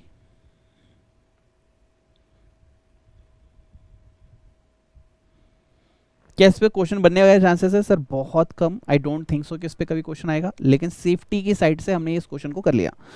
पहली बात तो ये always short term capital gain होता है, इंडेक्सेशन नहीं लगता है। सर स्पेसिफाइड म्यूचुअल फंड और डेप्ट म्यूचुअल फंड का मतलब क्या है? सर इसका मतलब है 35% और less of total money is invested in the equity shares of domestic company. ठीक है सर। सर इसमें एक दो बातें और थी, हाँ वो एक दो बातें हम अभी लिख लेते हैं। दिस इज, आइए मैं आपको लिखवा देता हूँ। I have a space, yes I have a space। लिखे फुल वैल्यू ऑफ कंसिडरेशन, लिखे average rate on date of transfer. Date of transfer, हाँ ये सर एग्जाम में इंपॉर्टेंट है, ये वाला आप लगा सकते हो 3 स्टार। लेकिन हाँ जितना इंपॉर्टेंट अभी वो पहले वाले पढ़े थे 3, उससे कम इंपॉर्टेंट है। Okay, full value of consideration, average rate on the date of transfer। okay, now less transfer expense less transfer expense average rate, ठीक है, less cost of acquisition average rate on date of acquisition, ये भी आप less कर दोगे, क्या आ गया आपका शॉर्ट टर्म या फिर लॉन्ग टर्म कैपिटल गेन। ठीक, ये क्या है sir, convert short term capital gain into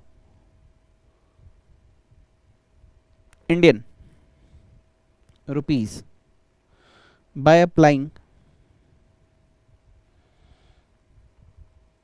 TIBR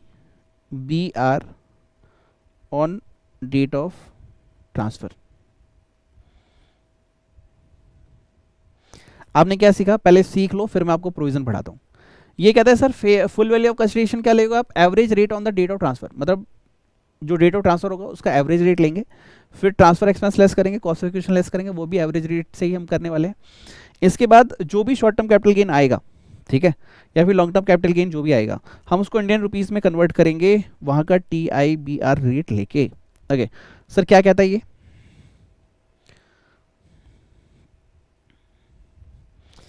जरा इसको पढ़ना।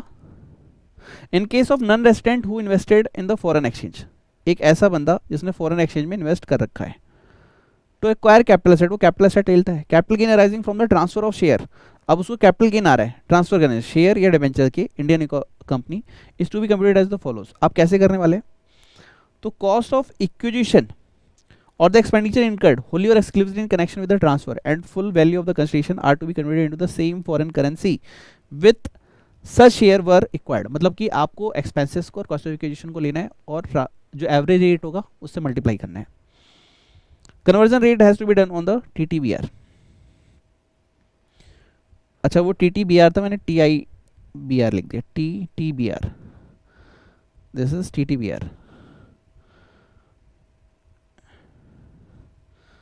TTBR, okay। Now, aforesaid manner of the computation of capital gain shall be applied for every purchase and sale of the share or debentures of an Indian company. This will provide relief from risk of foreign currency fluctuation to non-resident. Benefit of indexation will not be available। Indexation का benefit आपको नहीं मिलेगा। ये वो case था जो मैंने अभी आपको लिखवाया। कैलकुलेशन कैसे होगी वो समझा दिया, बाकी ये रही इसकी थ्योरी। ठीक है सर, क्या सर आपने सब बता दिया? नहीं, अभी कुछ चीज़ें रहती हैं छोटी सी।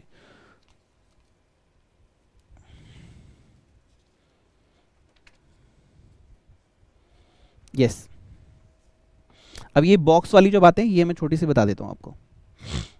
सर आप छोटी छोटी बोल के सारी बातें बता रहे हो, कोई बात नहीं। कॉन्सेप्ट नंबर 8 है, इसमें 16 पॉइंट्स है, ठीक है। फिर एक क्वेश्चन है cost with reference to certain modes of acquisition, वो देख लेंगे। ये अभी मैं होमवर्क दूंगा आज के लिए आपको, राइट। टारगेट तो आज ही था लेकिन इसको नेक्स्ट सेशन में रखते हैं कैलकुलेशन के साथ, ओके। तो आइए छोटी छोटी बातें और पढ़ लेते हैं।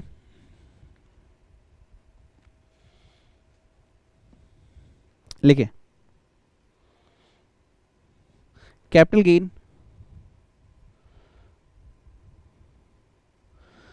इन केस ऑफ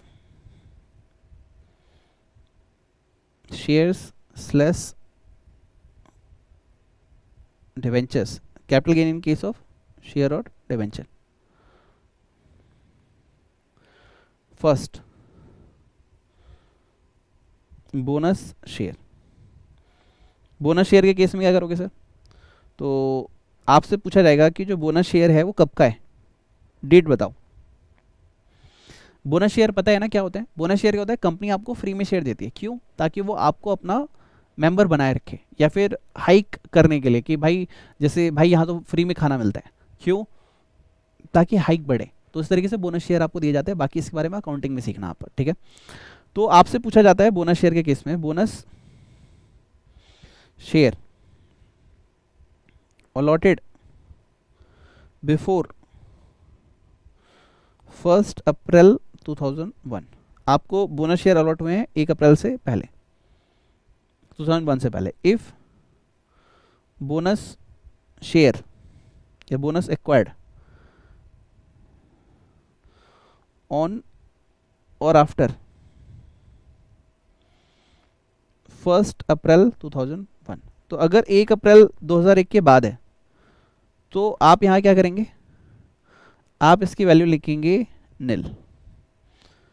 इसकी वैल्यू क्या होगी, निल। कॉस्ट ऑफ एक्विजिशन क्या होगा, निल। ओके, अगर ये 1 अप्रैल 2001 से पहले का है, राइट, तो आप लिखोगे ए कॉस्ट ऑफ एक्विजिशन, ऑब्वियसली वो निल होगी क्योंकि आपने उसके लिए पैसे नहीं दिए, plus fair market value on 1 अप्रैल 21। ठीक है, और ये क्या होगा, विच एवर इज हायर। तो ये आ जाएगी आपकी cost of acquisition, cost of acquisition. Sir ये बात कहाँ लिखी हुई है, आइए मैं आपको दिखा देता हूँ बुक में। बोनस शेयर, मार्क कीजिए इसे, लिखिए if bonus share are allotted before 1 April तो फेयर मार्केट वैल्यू आप ले लोगे, और अगर आफ्टर है तो इसकी वैल्यू नहीं लोगी। Sir bonus share allotted before on which STT has been paid, आपने एसटीटी पेड किया था तब क्या होगा, तो एक्चुअल कॉस्ट ऑफ एक्विजिशन, ठीक है, दैट इज निल, और फेयर मार्केट वैल्यू ऑफ 1 अप्रैल की ले लोगे इन case of bonus share allotted before, और लोअर आप लोगे क्या, fair market value of 31 March 2018 and actual sale consideration, इनका जो लोअर होगा वो आप यहाँ पे ले लोगे। ठीक है सर, क्लियर हो गया। इसमें एक पॉइंट हिडन है जो कि आपको टीचर ही बताने वाला है, वो पॉइंट क्या है, period of holding of holdings from allotment, जब से वो आपको मिला है तब से, allotment date to transfer date, आप डेट ऑफ अलॉटमेंट डेट से काउंट करोगे ट्रांसफर डेट तक। ओके, तो ये हो गया आपका बोनस शेयर का टॉपिक। ठीक है सर, और भी हैं क्या, हाँ है, छोटे मोटे और है, जैसे राइट शेयर। ठीक है, ये हो गया ए। अब लिखो sir B, right share, right share, right share, फिर अगेन वही कहानी आएगी, एक्वायर्ड बाय शेयर होल्डर, क्या शेयर होल्डर ने राइट शेयर खरीदे हैं। राइट शेयर क्या होता है, कंपनी बोलती है भाई मैं ये शेयर मार्केट में 500 का लॉन्च करने वाली हूँ, लेकिन तुम मेरे इंप्लॉई हो या फिर तुम मेरे ऑलरेडी एग्जिस्टिंग शेयर होल्डर हो, तो फिर मैं तुम्हें ये 500 का शेयर 200 में दे दूंगा, क्या तुम लेने के लिए रेडी हो। अब इसमें एक तरीका है, आपने लिए, आपने नहीं लिए, थर्ड होता है आप अपने अपने फ्रेंड को बेच दिए, राइट। तो अक्वायर्ड बाय शेयर होल्डर, क्या शेयर होल्डर ले रहा है, तो कॉस्ट ऑफ एक्विजिशन क्या हो जाएगी, अमाउंट पेड टू कंपनी, आपने अमाउंट जो कंपनी को पे किया वो आपके लिए कॉस्ट ऑफ एक्विजिशन हो जाएगी, सिंपल सी बात है। और पीरियड ऑफ होल्डिंग क्या होगी सर, पीरियड ऑफ होल्डिंग, तो फ्रॉम अलॉटमेंट, जब से वो आपको शेयर मिला, टू ट्रांसफर डेट, जब आप उसे बेच रहे हैं तब, from transfer date. Now renouncement of right,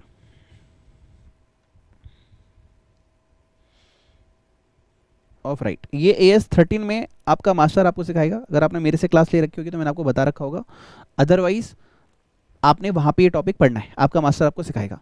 रिनाउंसमेंट्स of right मतलब मैंने वो शेयर खुद नहीं लिया, मैंने अपने भाई को बोला यार वो शेयर मेरे पास तो पैसे है नहीं, तू ले ले भाई, मेरे को कितने का मिलेगा, भाई तू 300 का ले ले, मेरे को 200 बढ़ रहे तो 300 का ले ले।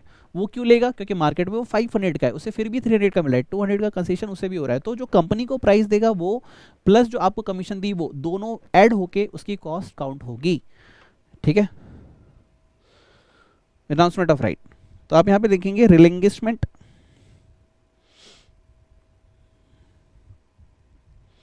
रिलिंग्विशमेंट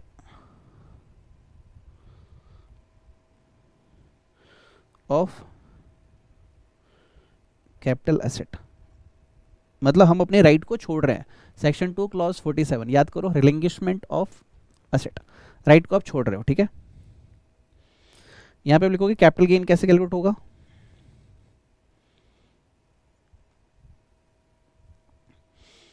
full value of consideration equals to renouncement price, right, less cost of acquisition, वो आपके लिए नील होगी क्योंकि आपने इसके बदले में कोई पैसे तो दिए नहीं है, और ये आ जाएगा आपका शॉर्ट टर्म कैपिटल गेन। और पीरियड ऑफ होल्डिंग क्या होगी, equals to from the date, from the date to renouncement date, from the date to renouncement date, जिस दिन तक हुआ वो आपकी पीरियड ऑफ होल्डिंग होगी। सर इसमें एक बंदा और आता है केस के अंदर, कौन सा है ये बंदा, सर ये वो बंदा है, ये वो पर्सन है, ठीक है, ये वो बंदा है जिसने आपसे लिया, आप कौन थे, कंपनी के शेयर होल्डर, आपने खुद ना लेके अपने भैया को दिला दिया। अब बात हो रही है भैया की कॉस्ट क्या होगी, तो भैया ने जो पैसे कंपनी को दिए और जो पैसे आपको दिए 200 प्लस 100 300 उसकी कॉस्ट होगी इन हैंड्स ऑफ भैया, in hands of purchase of rights, purchase of rights, ठीक है। तो आप यहां लोगे cost of acquisition equals to amount paid to company plus amount paid to, या amount paid for purchase of right, purchase of right मतलब छोटे भाई को जो पैसे दिए, मतलब 200 प्लस 100 300, ओके। सर भैया की पीरियड ऑफ होल्डिंग कब से होगी, तो आप लिखोगे from date of allotment, date of allotment of shares till date of transfer, allotment से ट्रांसफर तक की डेट हम यहाँ पे कंसिडर करने वाले हैं, ओके राइट। अब हम इसमें अभी एक पॉइंट और ऐड करेंगे, एक दो पॉइंट। सर आज फुल जोश में लग रहे हो, थक नहीं रहे, भाई थकूंगा कैसे, मुझे सब्जेक्ट खत्म कराना है, चैप्टर खत्म आ रहे हैं, तुम्हारे एग्जाम आने वाले हैं, कैसे रिलैक्स कर सकता हूँ। और मोमेंट कैच करो, बहुत शिद्दत से ये एग्ज़ाम ओरिएंटेड बैच करा रहा हूँ, सोच रहा हूँ कुछ ना छोड़ो, परफेक्शन पे जाऊँ, टाइम कम है, हाँ थोड़ी बहुत चीज़ें इग्नोर भी कर रहा हूँ, लेकिन परफेक्शन पे जाना है कम टाइम के अंदर। और ये चाहता हूँ कि जो बच्चा भी ये वीडियो देख रहा है वो 100% पास हो। तो कमेंट बॉक्स में अगर तुम्हें लग रहा है मैं दिल से तुम्हारे लिए मेहनत कर रहा हूँ तो वीडियो को लाइक नहीं है तो लाइक करो, चैनल को सब्सक्राइब नहीं है तो सब्सक्राइब करो। ये प्लेलिस्ट जो है पूरे कैपिटल गेन की इनकम टैक्स की अपने दोस्तों में शेयर करो कि भाई पढ़ ले यार, एक बहुत अच्छा मास्टर है। और कमेंट बॉक्स में जाके लिखना I am CA dreamers, we are CA dreamers and I am next safe finalist, ठीक है। जब भी मैं बोलता हूँ ना मेरी एनर्जी बढ़ जाती है कि भाई करवाना है, भाई करवाना है। अब यहाँ पे एक केस और है हमारे पास, दिस इज नो इंडेक्सेशन, लिखो डिवेंचर्स एंड बॉन्ड्स, यहाँ पे हेडिंग है हमारे पास डिवेंचर्स एंड बॉन्ड का क्या होगा, डिवेंचर्स एंड बॉन्ड्स। सर जो अभी आपने पढ़ाया हमें राइट शेयर, इसके बारे में बुक में लिखा हुआ है, अरे भाई तुम बुक ले रखी है कि नहीं, हाँ सर ले रखी है, दिखा दो ताकि हम मार्क कर लें। ये लो जी, ये लो राइट शेयर, मार्क करो। सर हमने बुक भी ले रखी है, मैं डांटते रहते हो, अरे यार तुम मेरे चाहते बच्चे हो यार। आओ देखो right share, original shares which forms are basis of entitlement of right share, amount actually paid for acquiring for the original share, amount actually paid for acquiring of the right shares subscribed for by the SSC, right entitlement तो आपकी cost क्या होगी, null होगी। Right share which are purchase by the person, मतलब बड़े भैया, तो बड़े भैया के दो हो गए, एक तो कंपनी को जो दे रहा है और एक जो वो तुम्हें दे रहा है, ठीक है, तो ये दो कॉस्ट हो गई, ओके। डिवेंचर एंड बॉन्ड्स, यहाँ पे स्पेशल पॉइंट है लिखना in case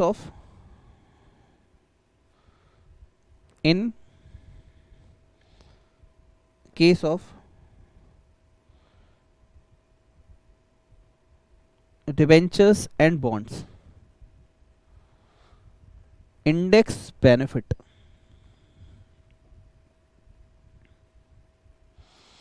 is not available, ठीक है।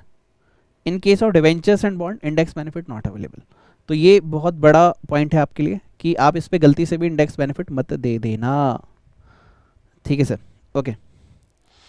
लेकिन यहाँ पे एक्सेप्शंस भी है, लिखो एक्सेप्शन, एक्सेप्ट अगर ये हैं sovereign bonds, SOVEREIGN gold bonds.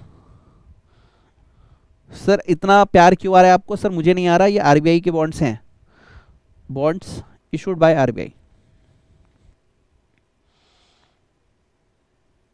RBI. Second, capital index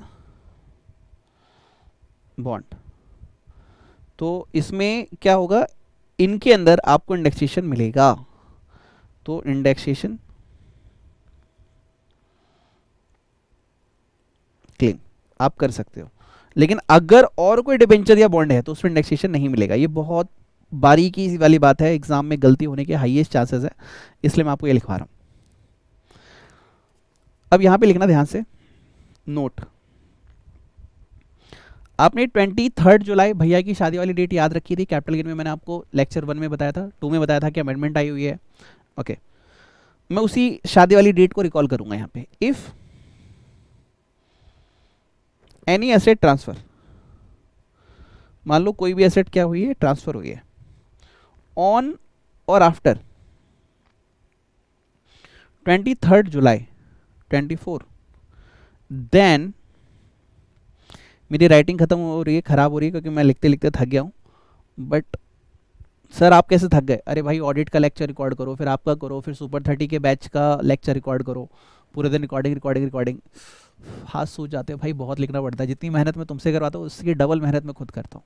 उसके बाद उसको एडिटिंग करो, उसके थंबनेल डिज़ाइन करो, उसके कीवर्ड्स लिखो, उसके बाद सारे रिप्लाई करो, फिर बच्चे बोलते हैं सर कहाँ रहते हो पूरे दिन, आपको टाइम नहीं मिलता हमारे लिए। बहुत एफर्ट लगते हैं भाई, बहुत एफर्ट। फिर सुपर 30 बच्चों की जूम सेशन लो, फिर उनके बैच की प्लानिंग करो, उनको क्या डेली पढ़ना है क्या नहीं पढ़ना है, उन्हें टेस्ट में कहाँ क्या क्या नहीं करना है, बहुत मेहनत। याद रखना, तुम उसी फील्ड में सक्सेसफुल हो सकते हो जिस फील्ड से तुम्हें प्यार हो, जिस काम से तुम्हें प्यार नहीं है उसमें तुम कभी सक्सेसफुल नहीं हो सकते। तो I love to do that. हाथ में दर्द हो रहा है लेकिन मजा आ रहा है, I am very happy, I am giving my best. जो बच्चा ये लेक्चर देख के जाएगा, जब वो कहेगा ना सर पेपर में वही आया जो आपने पढ़ाया था, तो मुझे बहुत खुशी होगी। जब तुम पास हो गए और बोलोगे सर आपकी वजह से पास हुआ, तो मुझे बहुत खुशी होगी। इसलिए कहता हूँ गुरु दक्षिणा दे दिया करो, दिल से गॉड ब्लेस यू ले लिया करो, इतने भी आलसी मत बनो, ठीक है? कमेंट बॉक्स में जाके लिखो क्या लिखना है। I am C dreamers, we are C dreamers and I am next C M analyst. लिखो, if any asset transfer on after 23 July 24, then index benefit is not allowed.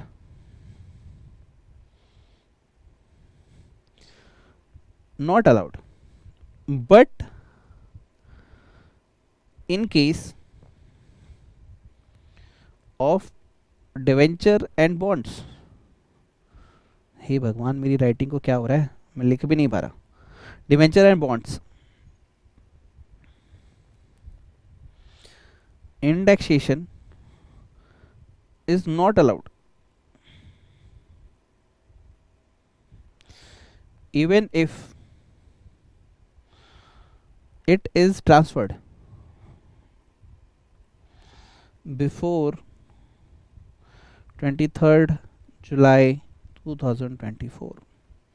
ये बहुत तगड़ा वाला नोट है भाई, मार्क कर लेना, एग्जामिनर तुम्हारी बैंड बजा सकता है इन छोटी छोटी बातों पे। वो कह रहा है कि भाई डेप्ट और बॉन्ड्स को चाहे वो 23 जुलाई से पहले क्यों बात क्यों इग्नोर करो, उस पर इंडेक्सेशन बेनिफिट नहीं मिलेगा तो नहीं मिलेगा, बात खत्म।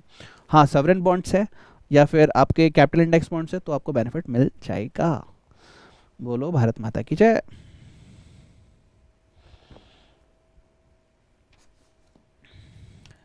और कितना लिखवाने वाले हो सर? बस एक नोट और लिखवा दो, फिर तुम्हारी छुट्टी मेरी भी छुट्टी।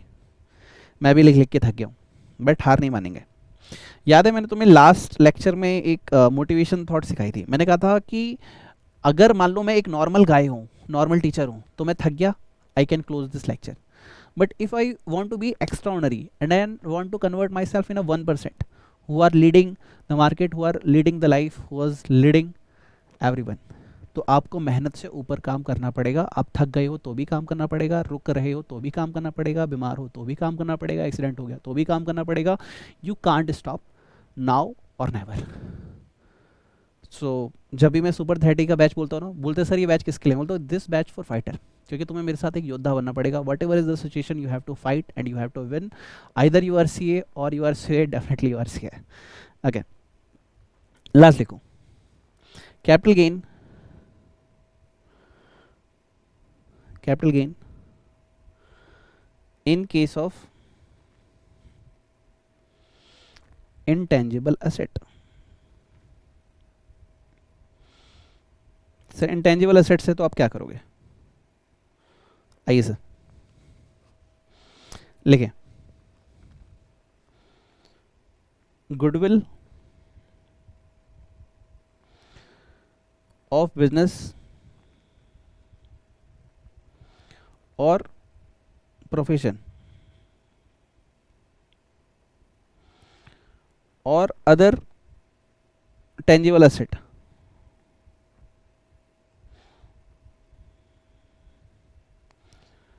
ठीक है, सेकंड ट्रेडमार्क और ब्रांड नेम, जैसे सी ड्रीमर्स एक ब्रांड नेम है ना भाई, Zee cinema, T Series brand name है। थर्ड लिखो पेटेंट,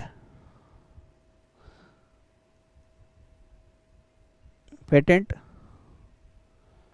और कॉपीराइट। फोर्थ लिखो right to carry any business,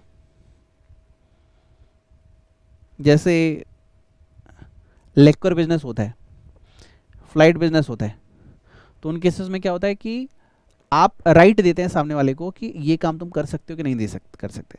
carry any business और प्रोफेशन। एंड एक पॉइंट और लिख लो, fifth point tenancy right.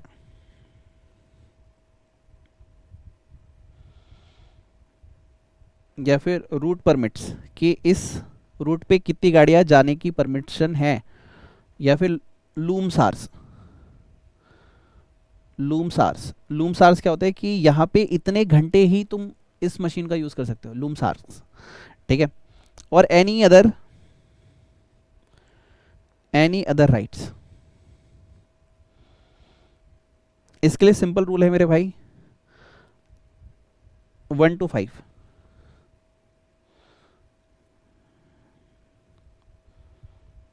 One two five. अगर ये है सेल्फ जनरेटेड,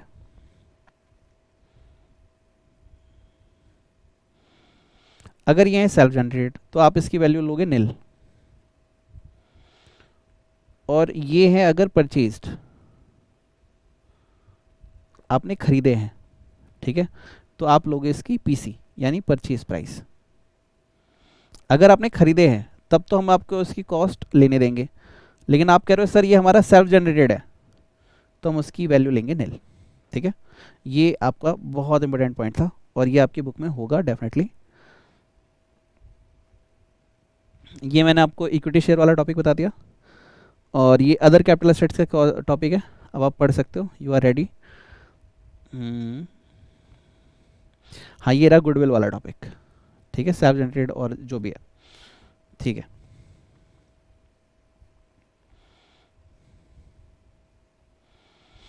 अब इसमें कुछ बातें और हैं, लास्ट नोट, फिर चैप्टर को फिनिश करते हैं।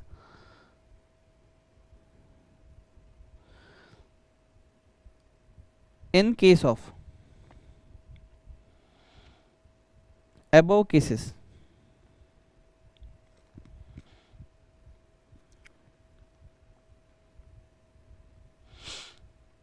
fair market value as on 1st April 2001 benefit is not allowed। आप कह रहे हो सर मैं इनकी वो वैल्यू ले लूँ सर, फेयर मार्केट वैल्यू? नहीं सर, इन केसेस में 5 केसेस में आप नहीं ले सकते। Second, in case of goodwill और business, patent, copyright,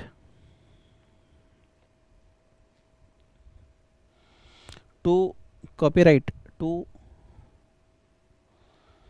carry on any business,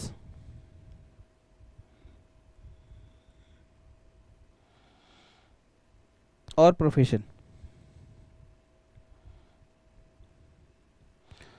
or any other intangible asset,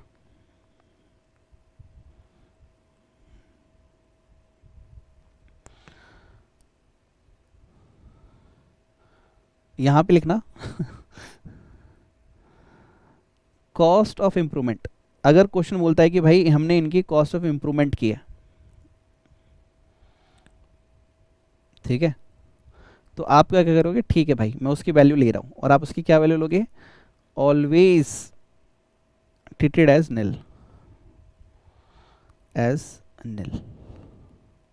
तो इसी के साथ ये टॉपिक यहाँ पे आज हम फिनिश करते हैं। डीटी का आई थिंक पहला ऐसा लेक्चर है, फुल 90 मिनट्स का गया है। और मज़ेदार पता है क्या, ये टाइम क्यों कम लगता है, क्योंकि मैं सिर्फ नरेट करता हूँ और साथ में लिखता हूँ। अगर वही मैं तुम्हें लिखने का टाइम दूँ, एक एक चीज़ लिखवाऊँ, तो ये तकरीबन 3 आवर्स का लेक्चर आएगा। 50 मिनट्स हमारे इसलिए बच जाते हैं। वही जब रिकॉर्डिंग के लेक्चर्स होते हैं सॉफ्टवेयर में, तो उसमें एक्स्ट्रा टाइम देना पड़ता है कि बच्चे लिख पाएँ। ठीक है, ये तो मैं आपके लिए यूट्यूब पे दे रहा हूँ, तो इसमें टाइम कम लगता है। तो यहाँ तक आप सेल्फ स्टडी करके पढ़ लो मेरे साथ। नेक्स्ट लेक्चर में हमारी टैक्स की कैलकुलेशन का पार्ट चलेगा, और एक सेक्शन 47 है, ठीक है, नॉट रिगार्डेड एज ट्रांसफ़र, वहाँ पे हम बात करेंगे नेक्स्ट लेक्चर। कोशिश ये करेंगे नेक्स्ट लेक्चर में ख़त्म हो जाए, नहीं हो पाए तो कोई बात नहीं, एक लेक्चर और, बट कोशिश करेंगे। और नेक्स्ट लेक्चर कौन सा करना है, एक रोहित भैया है, उन्होंने बोला था पीजीबीपी करना है। आप बता देना पीजीबीपी, टीडीएस या फिर डिडक्शन, कौन सा टॉपिक नेक्स्ट करना चाहिए। गुरु दक्षिणा मुझे जरूर दीजिएगा, और मैं दिल से आपको गॉड ब्लेस यू बोलूँगा कि जाइए और इस बार पास होके आइए। Thank you, God bless you, take care and bye bye. मिलते हैं आपसे नेक्स्ट लेक्चर में। Thank you.